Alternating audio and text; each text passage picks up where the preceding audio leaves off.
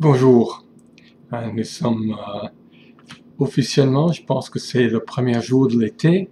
C'est aussi la fête des pères, donc bonne fête de père à tous les hommes comme moi. Et puis, ce matin, je pense aborder le sujet des rites que nous avons dans les églises. Monde, les rites, n'est-ce pas, une affaire des catholiques. On n'a pas de rites chez nous. Ben, peut-être que oui, quand même. Entre autres, le baptême. Nous avons quelques personnes qui préparent le baptême à l'église. Et l'église La Clairière en ce moment. Donc, je voudrais un peu mettre la table pour préparer cette joyeuse occasion que nous allons partager ensemble, comprendre le baptême et aussi toutes les autres actes rituels qu'on peut faire dans le cadre de nos églises, et c'est les comprendre dans un cadre biblique.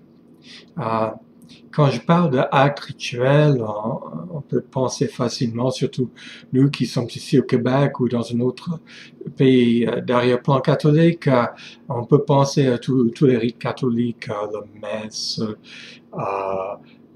tout ce qui se passe avec la messe, les costumes, les textes cités, tous les objets, l'hostie, le vin, tous les gestes des participants. C'est une très belle mise en scène.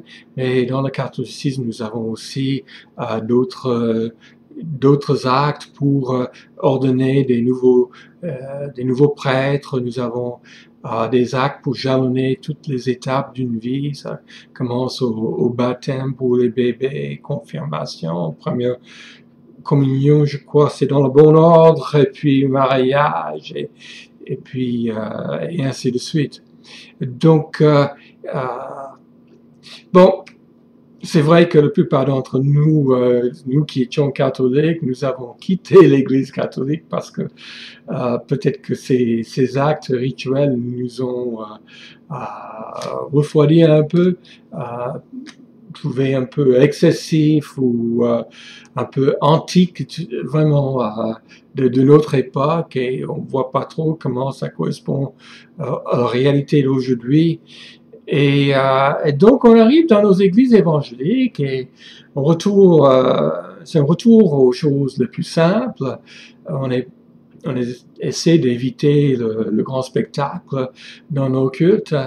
Et pourtant, je vous assure que nous avons nos actes rituels qui sont pratiqués dans nos églises. Hein? Je vous ai parlé de baptême tout à l'heure, mais il y a aussi le scène que nous pratiquons chaque mois dans notre communauté. Dans certaines communautés, on pratique le scène tous les dimanches. Il y a le mariage, le lavement des pieds qui est pratiqué parfois. Il y a la présentation des enfants qui est souvent pratiquée, l'imposition des mains sur les anciens ou les pasteurs, parfois sur les malades, parfois l'onction d'huile sur les malades. Donc, ouais, voyez-vous, nous avons quand même pas mal de pratiques, des gestes posés. Donc, c'est pas de l'enseignement, hein, c'est une sorte d'action qui est accomplie, qui a un sens religieux. Donc, ces actes rituels sont généralement assez mal aimés.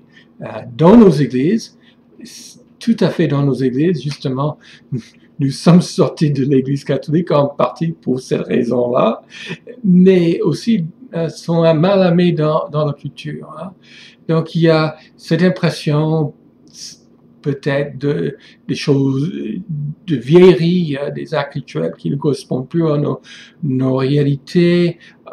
Et souvent, il y a un élément où on voit ces actes et on pense qu'ils sont hypocrites parce que l'Église catholique était pas mal éclaboussée par des scandales de différents abus et d'autres problèmes ces dernières années, et donc on peut imaginer que tous ces actes tellement glorieux et purs sont tous entachés d'hypocrisie, qu'il n'y a pas d'amour derrière, il n'y a pas de réalité, de vie spirituelle derrière.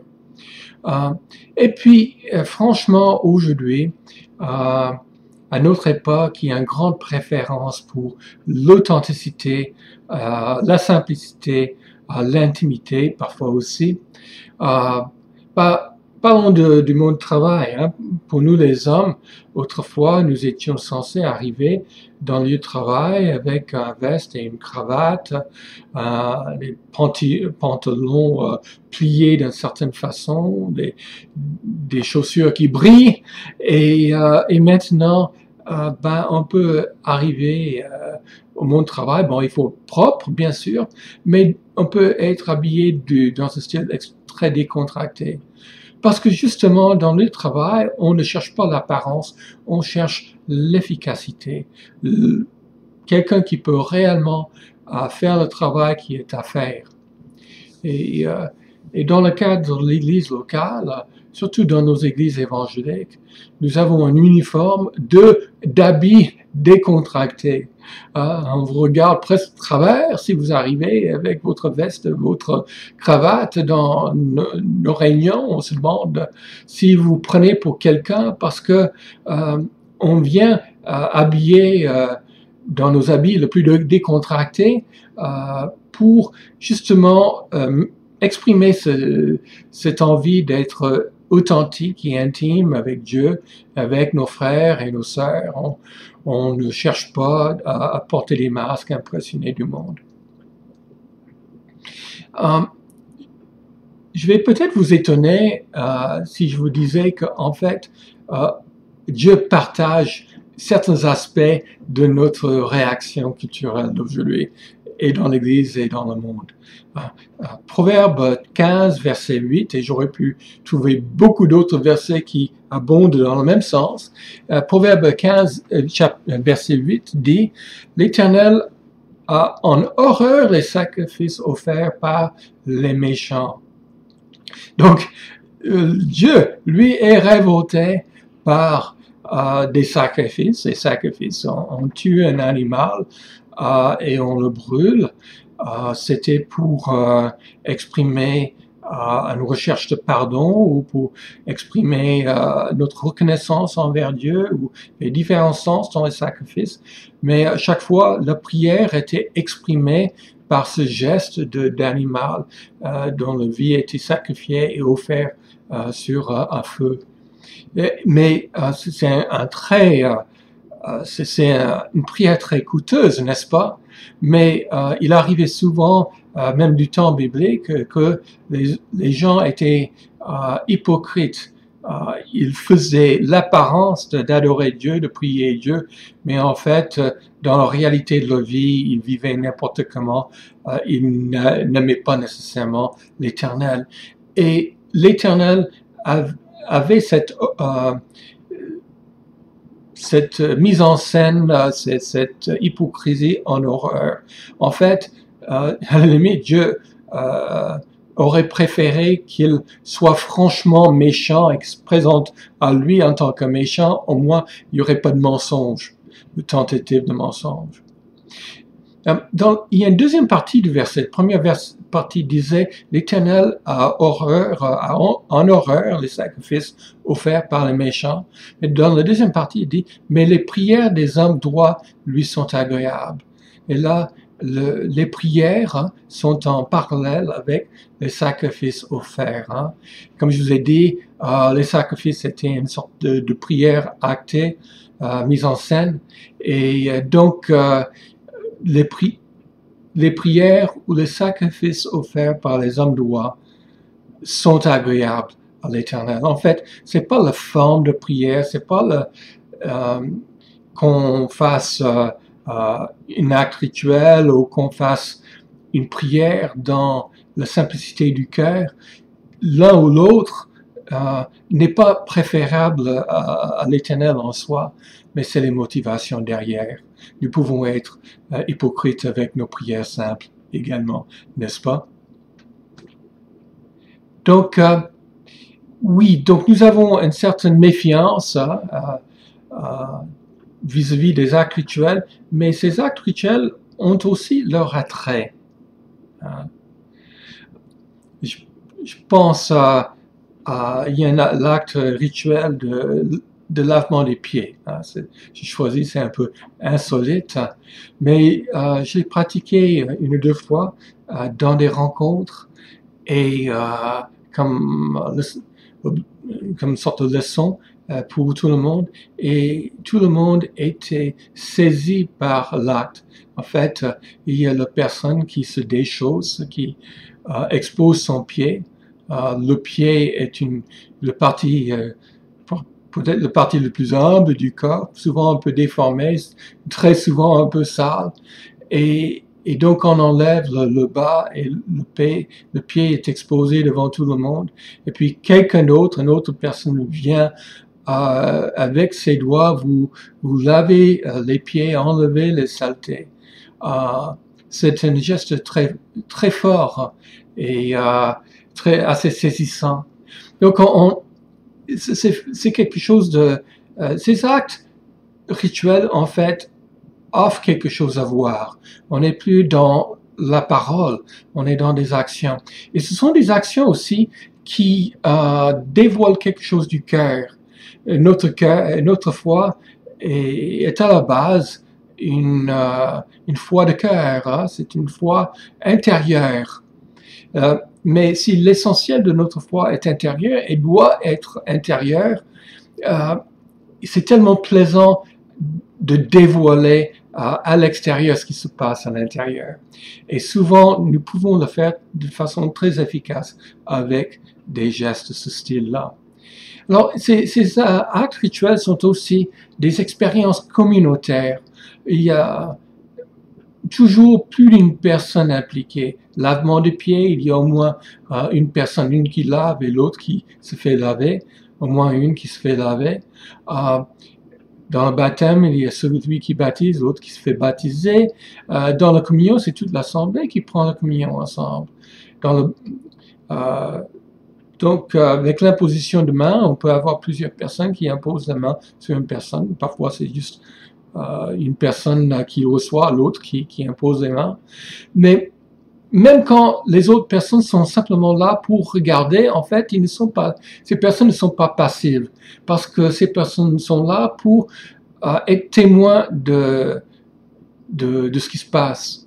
En tant que témoins, ils sont là pour justement observer l'engagement pris ou pour écouter ce que dit la personne qui pose ce geste et devient témoin de sa position de foi. Donc c'est quand même important. Et puis on peut dire aussi que ces actes rituels peuvent être une méthode pédagogique assez efficace. Nous sommes dans notre culture et surtout dans nos églises protestantes, hein, nous sommes très axés sur la parole, on est très axés sur la foi intelligente, on veut comprendre, on veut faire des analyses. Beaucoup de notre foi tourne autour des analyses, de la compréhension des choses, et c'est vrai, c'est juste. Mais nous sommes plus que des personnes qui réfléchissent, nous sommes aussi des personnes qui ressentent des choses, qui vivent des choses, et souvent ces gestes posés sont un portail au cœur, et le cœur peut être touché directement par les actes qui sont faits. Moi, je souvent travaille avec le ministère de Parcours, et dans le ministère de Parcours, nous avons des groupes de partage. Il arrive qu'il y a une personne qui a besoin de confesser un péché, dévoiler quelque chose de profond, quelque chose qui est difficile à partager avec les autres. Hein. Et donc, lorsqu'il y a une confession, nous invitons la personne qui va partager quelque chose de lourd on l'invite à tenir dans sa main une petite croix. Alors, on peut se poser la question, pourquoi une petite croix? Il n'y a rien dans la Bible là-dessus. Mais ce petit croix aide la personne à saisir la croix de Christ. En fait, la personne, dans son acte de confession, se trouve très vulnérable. La personne lève ses murs de défense. La personne peut se sentir accablée par la culpabilité, la honte. Ses émotions sont très fortes, peuvent être très présentes pour lui. Et devoir cracher cela devant les autres, c'est pas facile. Et donc, dans cette situation-là, il est utile de ne pas simplement lui parler de la croix de Christ, lui parler de ce que Jésus-Christ a fait pour lui, pour le purifier. Mon frère, Christ est mort pour toi. Tous les péchés sont payés une fois pour toutes. Tu n'es plus condamné. Le sang de Jésus-Christ est efficace pour non seulement pour vous pardonner, mais pour laver toute impureté. Oui, ces paroles sont importantes, mais parfois il faut quelque chose de concret qui peut l'aider à combattre avec ces sentiments qui sont très forts et très réels dans son cœur. Et lorsque la personne a fini d'apporter sa confession, cette personne risque de rester dans honte et de rester dans un sentiment de culpabilité après avoir confessé. Parce que cette personne peut ne pas avoir beaucoup de peine et difficulté à croire que vraiment c'était pour lui. Et donc, à ce moment-là, nous avons l'habitude à parcours de prendre un peu d'eau et de mettre cette eau sur la tête de la personne qui a confessé. Et puis nous allons lui dire, cette eau représente le pardon de Jésus-Christ pour tes péchés. Tout ce que tu viens de partager a été lavé. Tu es maintenant pur aux yeux de Jésus et tu es pur à nos yeux. Nous proclamons sur toi la victoire de Jésus-Christ. Et ce geste de mettre de l'eau sur sa tête en symbole de comment Dieu le lave peut l'aider à s'attacher par la foi au pardon, pour l'aider à rester dans une position d'avoir reçu ce pardon pour lui-même.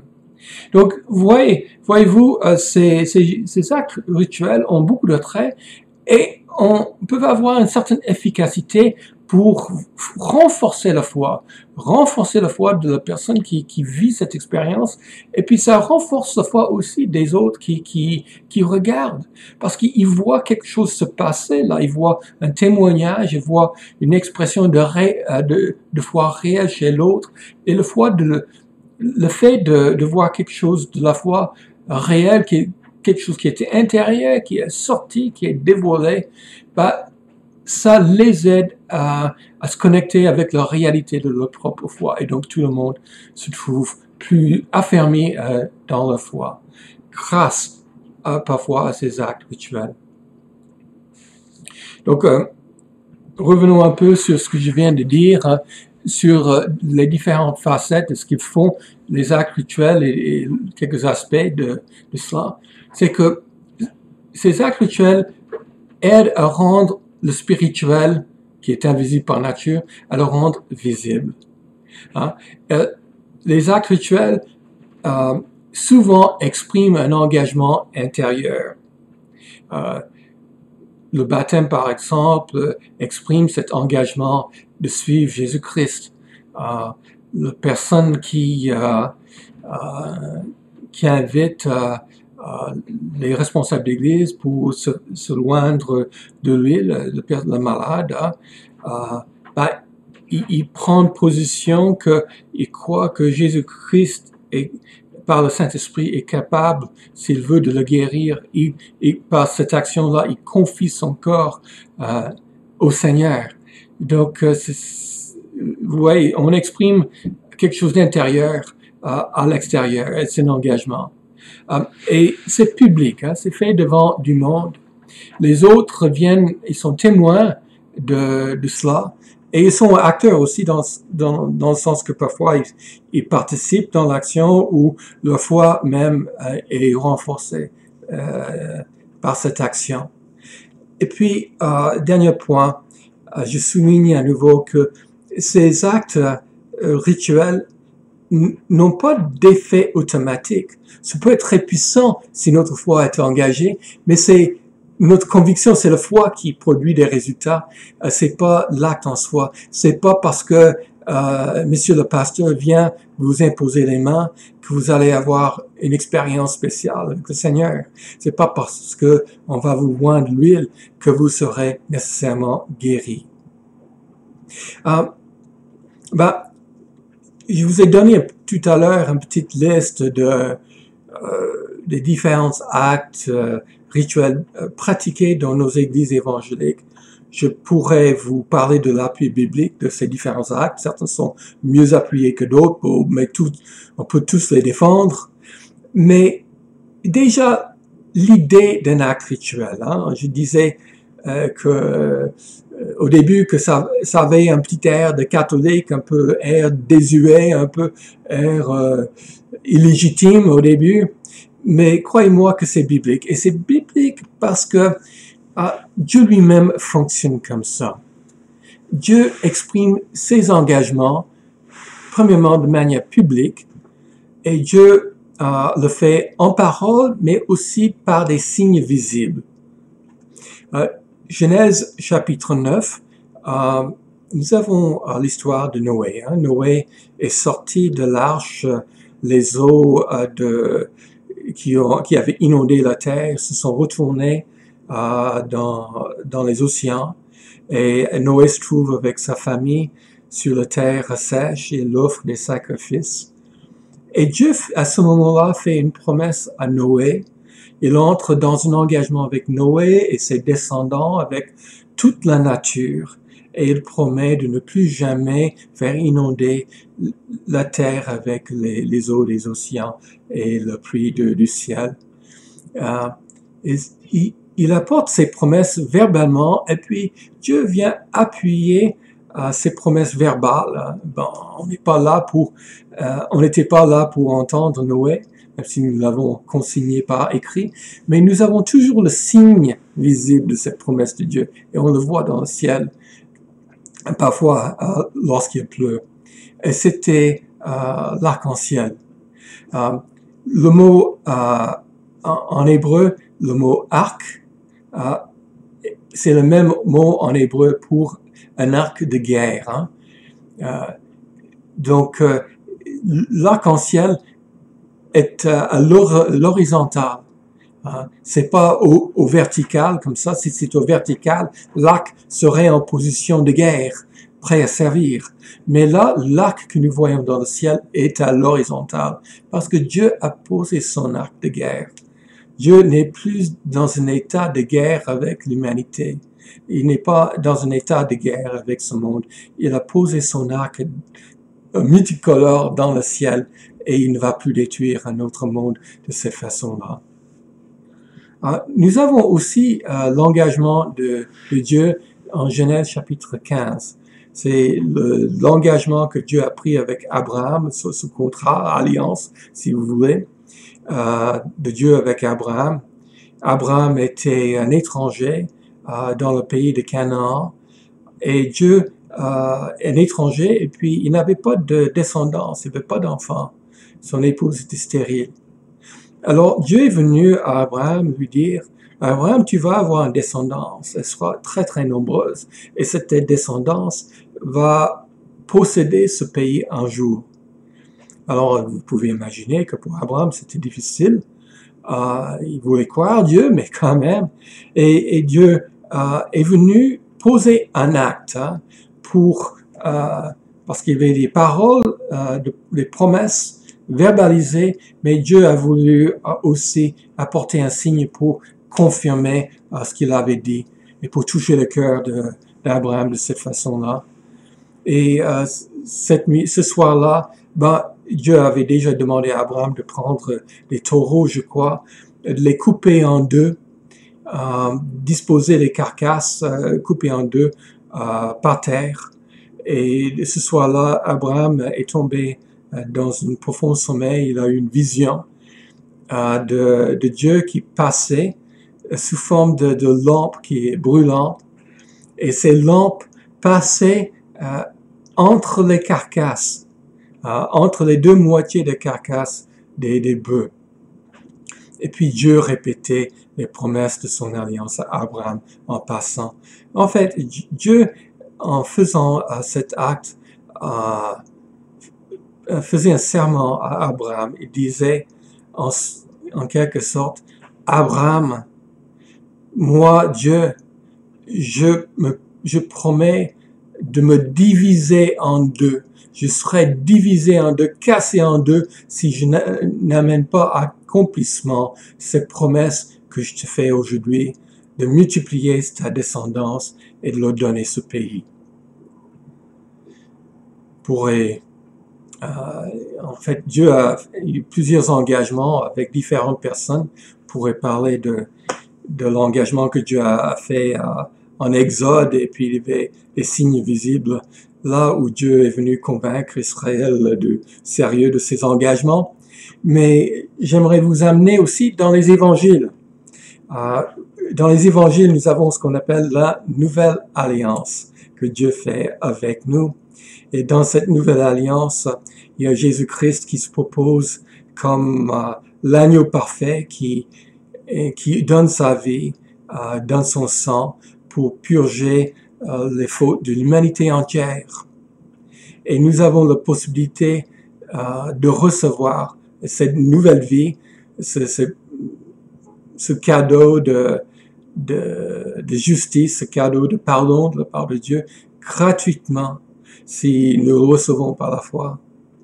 Alors, Dieu nous a fait, et Christ nous a fait cette promesse de la nouvelle vie grâce à son sacrifice, et pour prouver que cette alliance, cet engagement, cette promesse était sérieuse, Dieu a fait quelque chose d'extraordinaire.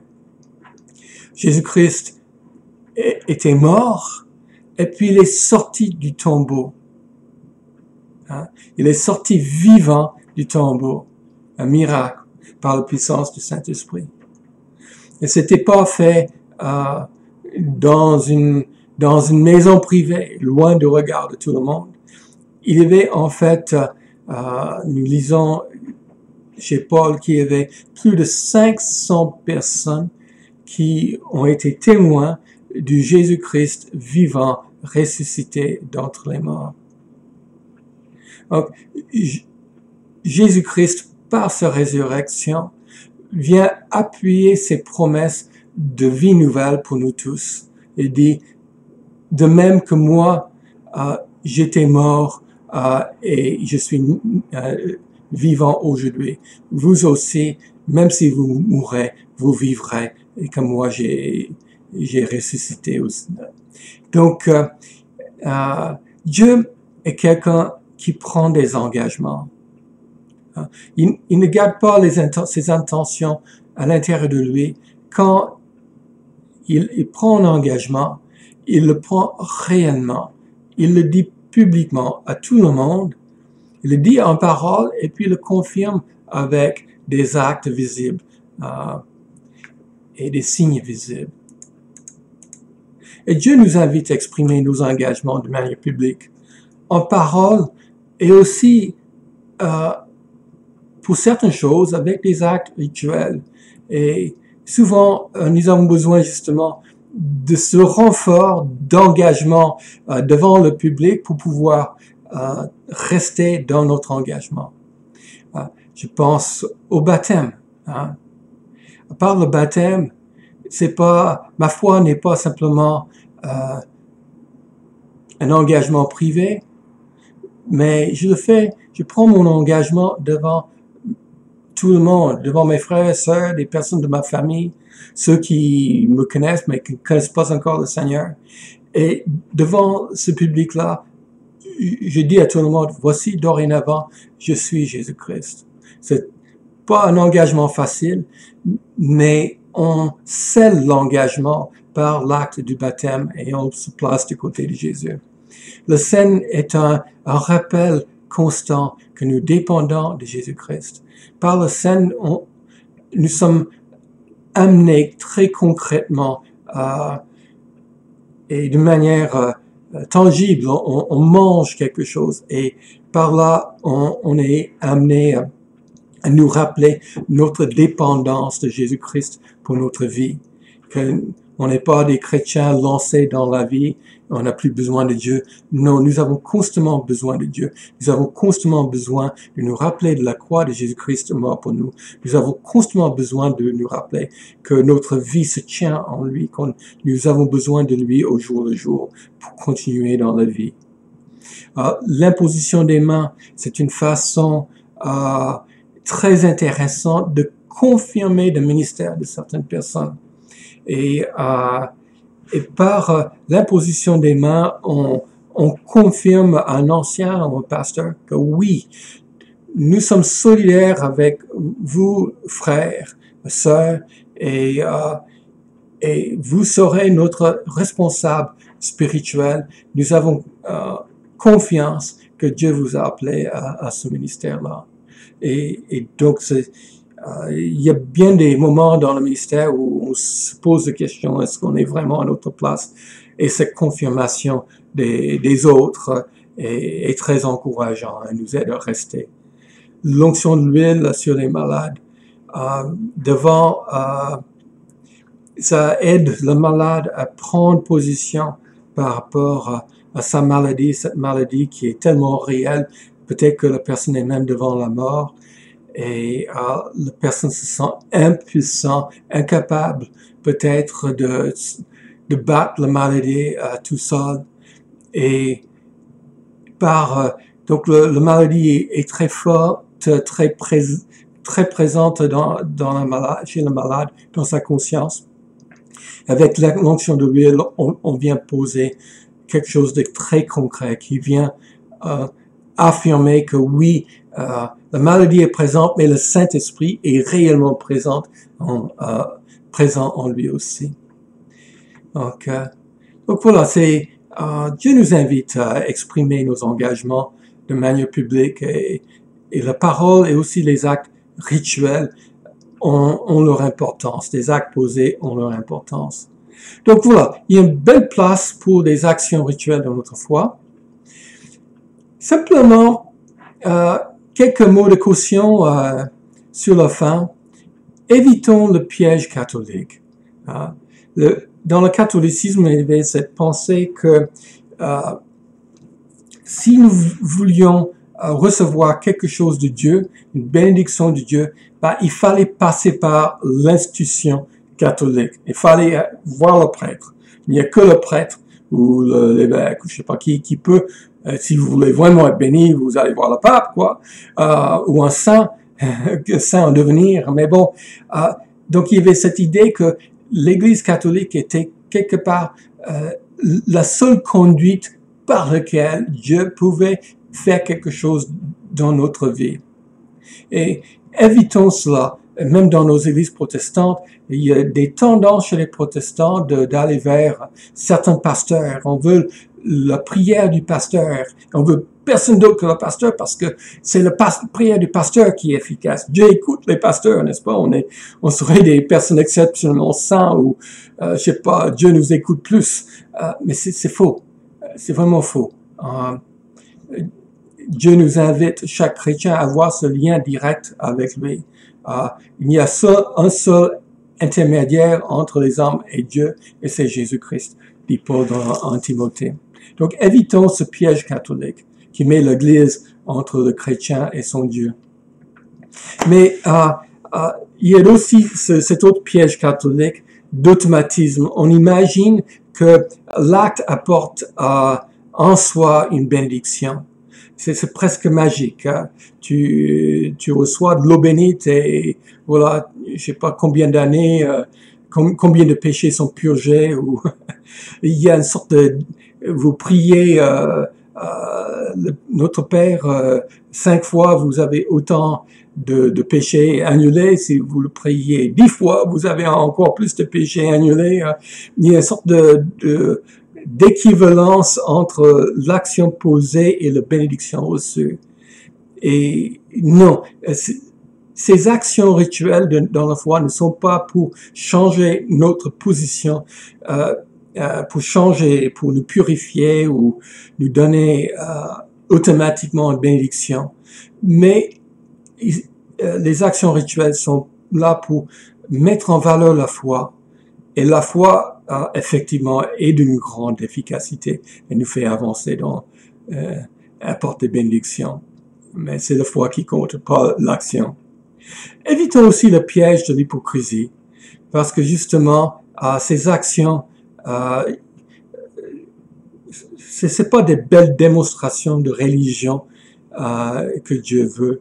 Dieu veut l'authenticité du cœur. Et justement, ma prière, c'est qu'on puisse apprendre à vivre et utiliser ces actions qui sont là pour nous aider de bien de façon et de s'en servir de manière simple, sans hypocrisie, et ainsi entrer plus profondément dans la communion les uns avec les autres et avec notre Seigneur. Voilà, prochaine fois, nous viendrons sur peut-être le premier de ces actions rituelles pour nous les chrétiens, le baptême. Seigneur bénisse abondamment aujourd'hui et à bientôt.